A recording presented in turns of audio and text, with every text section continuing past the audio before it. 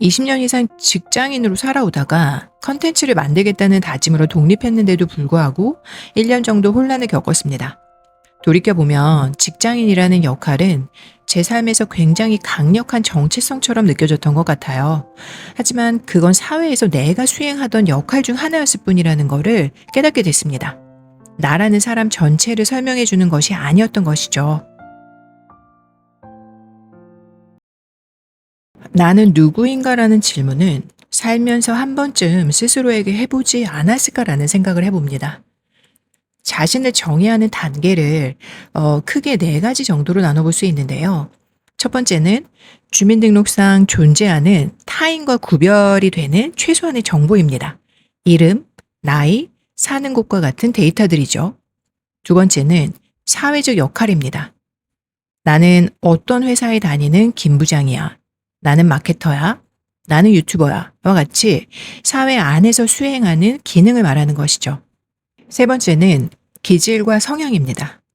나는 어떤 성격을 가진 사람인지, 어떤 상황에서 어떤 반응을 보이는지처럼 환경과 타인을 만났을 때 드러나는 행동 패턴입니다. 그리고 마지막은 삶의 목적과 연결된 정체성입니다. 지금 제가 이 영상에서 말하고자 하는 개념이죠. 나는 무엇을 위해 살아가는 사람인가? 어떤 가치를 드러내며 살아가고 싶은 사람인가에 대한 방향성입니다. 대개 직장이나 직급 같은 사회적 역할은 내가 속한 환경을 대표하거나 하나의 직업을 설명해 줄 뿐이죠. 인간 자체의 본질까지 설명해 주지는 못합니다. 문제는 내 정체성을 이런 사회적 역할에만 묶어둘 때 발생을 합니다. 환경이 바뀌거나 역할이 사라지는 순간 나 자신까지 함께 흔들리기 시작을 하죠. 넷플릭스 드라마 중에 서울 자가의 대기업 다니는 김 부장 이야기 속에서 나오는 그 김 부장이 겪는 혼란도 비슷한 맥락이라고 볼 수 있습니다. 사실 이런 모습은 우리 주변에서도 어렵지 않게 볼 수 있어요. 저 역시도 마찬가지였습니다. 20년 넘게 직장인으로 살아오면서 회사라는 조직 안에서의 역할과 명함이 곧 나 자신을 설명해 주는 것처럼 느꼈던 시절이 있었습니다. 컨텐츠를 만들겠다는 분명한 목적을 가지고 퇴사를 했음에도 불구하고 이후에 거의 한 1년 정도 가까이 정체성 혼란을 경험하기도 했습니다. 심리학자 에릭 에리스는 인간의 심리적 안정의 가장 중요한 요소 중에 하나가 자아 정체성이라고 이야기를 했죠. 그가 말한 정체성이란 외부 환경이나 직업이 바뀌더라도 과거와 현재 그리고 미래의 내가 하나로 이어진 동일한 존재라고 느끼는 그 내면 상태에 가깝다라는 것이죠. 즉, 조건이 변해도 흔들리지 않는 중심축이 존재한다는 의미입니다. 저는 그 중심축을 만들기 위해서는 나는 무엇을 위해 살아가는가? 라는 질문에 스스로 답해보는 과정이 필요하다고 생각을 해요. 뇌과학적으로도 인간은 삶의 방향이나 기준이 분명하지 않으면 생존을 위해 불안과 후회를 스스로 만들어내기 시작을 합니다. 그래서 할 일 없이 가만히 있을 때 오히려 더 불안해지는 이유가 여기에 있습니다. 결국 우리는 뇌의 최상의 의사결정 영역인 전두엽에게 삶의 방향성과 기준을 명확하게 제시해 줄 필요가 있죠.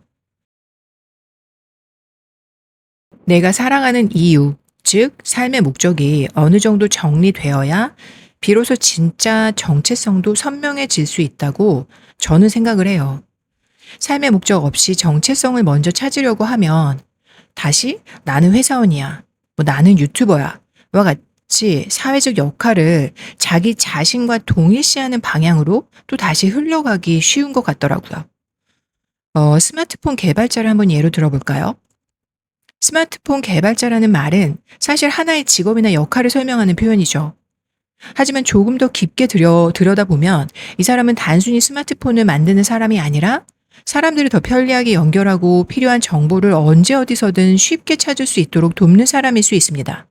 즉, 이 사람이 살아가는 이유를 하나의 방향성으로 표현해 본다면 사람들의 삶을 더 편리하게 만들고 서로 연결될 수 있도록 돕는 삶이라고 볼 수도 있는 것이죠. 그렇다면 이 사람은 반드시 스마트폰 개발자로만 살아야 하는 것은 아닙니다. 사람들의 연결과 편의성을 돕는다는 중심축이 있다면 그것을 실현할 수 있는 방법은 굉장히 다양할 수 있기 때문이죠. 개발이 아니라 강의일 수도 있고 컨텐츠나 또 다른 서비스를 만들어서 도울 수도 있으니까요. 중요한 건 역할 자체보다 그 역할을 움직이게 만드는 방향과 목적입니다. 이런 중심축이 있는 사람은 환경이나 역할이 바뀌더라도 비교적 적게 흔들리게 되죠. 결국 나는 누구인가라는 질문 이전에 나는 무엇을 위해 살아가는가? 나는 어떻게 살고 싶은가? 와 같은 질문에 먼저 답해보는 것이 좀 더 선명해질 수 있다고 생각을 합니다.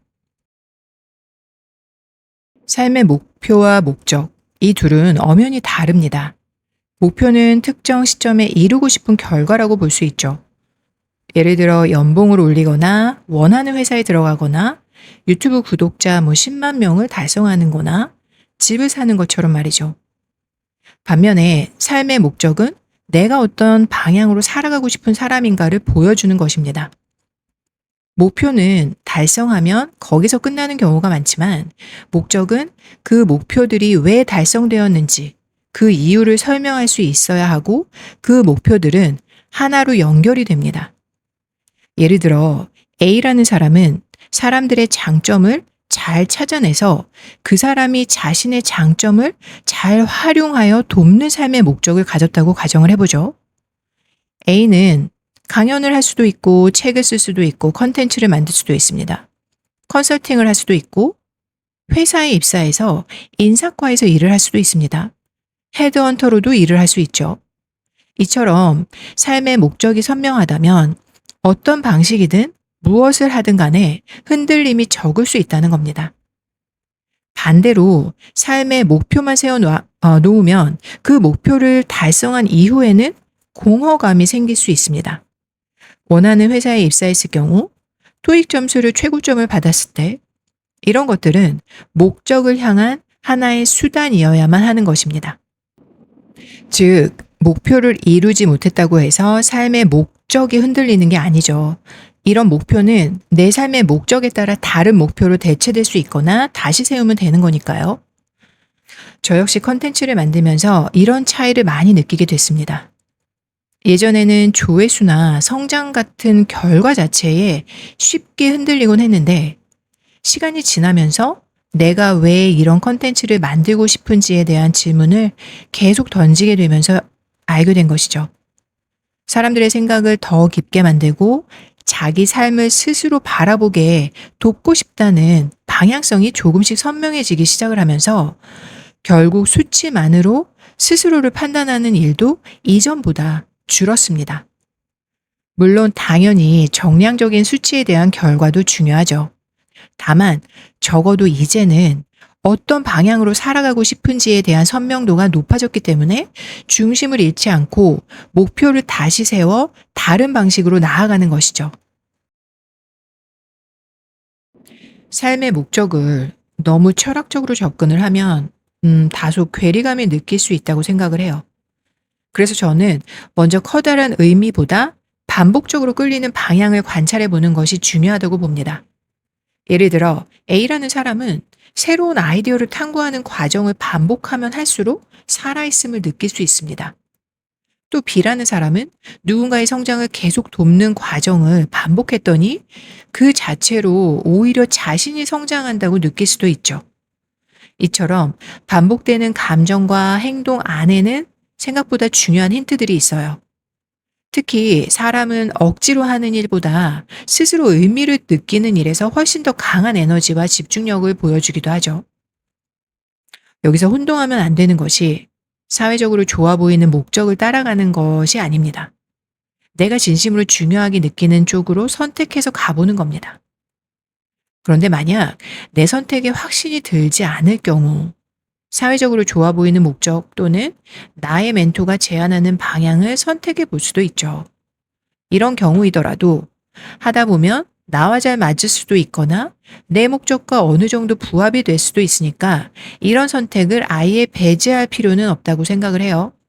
결국 내면을 점검하는 과정을 거쳐야 한다는 것이죠. 내가 어떤 순간에 살아있음을 느끼는지, 어떤 일에서 반복적으로 의미를 느끼는지, 어떤 문제를 보면 그냥 지나치지 못하는지, 이런 질문들을 삶 속에서 계속 추적을 하다 보면 어느 순간 내가 어떤 방향의 삶을 원하고 있었는지 조금씩 연결되기 시작을 합니다. 결론적으로 삶의 목적은 인생을 살아가면서 스스로 발견하고 만들어가는 방향성에 가깝다고 볼 수 있습니다. 삶의 목적은 살아가면서 달라질 수 있습니다. 왜냐하면 사람은 나이가 들고 다양한 경험을 하면서 삶을 바라보는 관점과 우선순위 자체가 변하기 때문이죠. 20대에는 성취와 성장 자체가 삶의 중요한 방향처럼 느껴질 수 있습니다. 더 많은 경험을 하고 싶고, 인정도 받고 싶고, 자신의 가능성을 증명하고 싶은 욕구가 강하니까요. 하지만 시간이 지나면서 사람은 이전과는 다른 가치들을 중요하게 느끼기 시작을 하죠. 건강이나 내면의 안정, 관계의 중요성, 혹은 자신이 가진 경험을 다른 사람들과 나누는 삶에서 더 깊은 의미를 발견하기도 하죠. 그래서 삶의 목적은 다양한 경험을 하면서 바뀔 수 있고 계속 업데이트되는 방향성에 가깝습니다. 다만 흥미로운 점은 겉으로 보이는 목적은 바뀌는 것처럼 보여도 그 안에 중요한 가치나 기질은 의외로 오래 유지되는 경우도 많은 것 같습니다. 예를 들어 일론 머스크 역시 온라인 결제 시스템, 전기차, 우주산업, AI처럼 겉으로는 완전히 다른 분야인 것처럼 보이지만 인터뷰를 보면 결국 기술을 통해 인류의 미래를 확장을 하고 문제를 해결하고 싶다는 방향성은 계속 이어져 왔다는 것을 볼 수 있습니다. 즉, 삶의 형태와 역할은 달라질 수 있지만 그 사람 안의 핵심 가치와 방향성은 계속 유지되는 경우가 많다는 겁니다. 자신의 정체성을 다시 정의를 해보려면 첫 번째로 나는 어떤 행동을 할 때 가장 살아있음을 느끼고 가치를 느끼는가? 라는 질문을 스스로에게 던져봅니다. 여기서 중요한 건 타인의 시선이나 사회적 기준을 제외하고 삶에서 계속 끌리는 행동을 찾는 겁니다. 예를 들어, 가르치는 것, 배우는 것, 뭔가를 만드는 것, 사람을 위로하고 돕는 것, 문제를 해결하는 것, 다른 사람들을 연결하고자 하는 것처럼 말이죠. 두 번째는 그 행동을 누구에게 하고 싶은지, 그리고 어떤 변화와 가치를 만들어내고 싶은지를 구체적으로 정리를 해보는 겁니다. 예를 들어 가르치는 것을 선택했다면 복잡한 지식을 쉽게 정리해서 학생들이 더 잘 이해할 수 있도록 돕고 싶다가 될 수가 있겠죠. 또는 사람들을 위로하는 것을 선택을 했다면 불안과 실패로 힘들어하는 사람들이 다시 일어설 수 있는 용기를 주고 싶다처럼 표현을 해볼 수 있습니다. 즉, 행동 자체보다는 그 행동을 통해서 어떤 가치를 만들고 싶은지가 중요하다는 겁니다. 마지막 세 번째는 앞에 이 두 가지를 조합을 해서 하나의 문장으로 정리해 보는 겁니다. 나는 누구에게 어떤 가치를 전달하기 위해 이러한 행동을 하는 사람이다. 이 문장은 세상에 단 하나뿐인 나만의 방향성이 될 수 있습니다.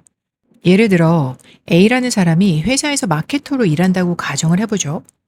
겉으로 보이는 역할은 마케터이지만 이 사람의 정체성은 정체된 브랜드에서 장점과 같은 매력을 다시 발견해 사람들에게 알리는 그런 사람이라고 정의를 해볼 수 있겠죠. 또 다른 예로 B라는 사람은 컨텐츠 크리에이터입니다. 단순히 유튜버라고 정의하는 대신에 사람들이 자기 자신을 더 깊이 이해하도록 도와서 더 의도적인 삶을 살아가게 만드는 가이드라고 정의를 할 수도 있습니다. 이렇게 정체성을 동사 중심의 방향성으로 정의하기 시작하면 우리 뇌는 행동의 기준을 훨씬 명확하게 인식하게 됩니다. 만약 내가 스스로를 단순히 유튜버라는 명사로만 정의를 한다면 영상을 올리지 않는 날에는 쉽게 불안해질 수도 있겠죠. 대신 나를 루틴 관련 통찰과 지식을 정리해서 사람들의 사고를 돕는 사람이라고 정의를 한다면 영상을 찍지 않는 날에도 책을 읽거나 글을 쓰고 생각을 정리하는 모든 과정 자체가 이미 내 정체성을 살아내는 행동으로 볼 수 있습니다. 그래서 직업이 바뀌거나 환경이 달라지더라도 존재 자체가 무너지는 느낌이 상대적으로 적어지는 것이죠. 저는 정체성이라는 것이 반드시 하나로 정의되어야 한다고 생각하며 살아왔습니다. 나는 원래 어떤 사람인지, 무엇을 위해 살아야 하는지 한 번쯤 완벽하게 정의해야 할 것처럼 말이죠. 하지만 정체성이란 딱 하나의 정답이 있는 것이 아니라 살면서 나라는 사람을 계속 탐구하고 성향을 조율해 가면서 그 나이대에 맞게 변해갈 수 있다고 느끼게 됐습니다.